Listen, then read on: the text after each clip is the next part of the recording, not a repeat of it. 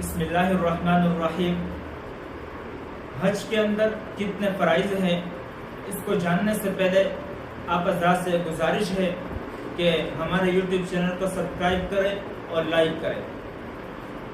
حج کے اندر 3 فرائض ہے، اگر ان 3 فرائض میں سے کوئی ایک فرض بھی چھوٹ جائے تو اس صورت میں حج ادا نہیں ہوگا۔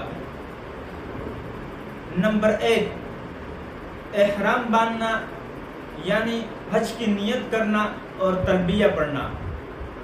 نمبر 2، وقوف عرفہ یعنی 9 ذی الحجہ کے زوال سے لے کر 10 ذی الحجہ کے صبح صادق تک کسی بھی وقت میدان عرفات میں ٹھہرنا، اگرچہ کچھ وقت کے لیے بھی ہو۔ لہٰذا اس صورت میں اگر کوئی شخص میدان عرفات میں سوتے ہوئے گزر جائے یا ایک لمحے کے لیے بھی اس میدان عرفات میں ٹھہرے تو اس صورت میں اس کا وقوف عرفہ ادا ہو جائے گا۔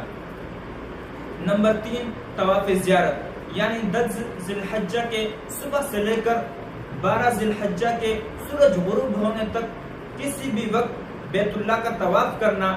ان تینوں میں سے اگر کوئی ایک فرض بھی چھوٹ جائے تو اس صورت میں حج ادا نہیں ہوتا اور اس کی تلافی دم یعنی قربانی کے ذریعے بھی ممکن نہیں ہے۔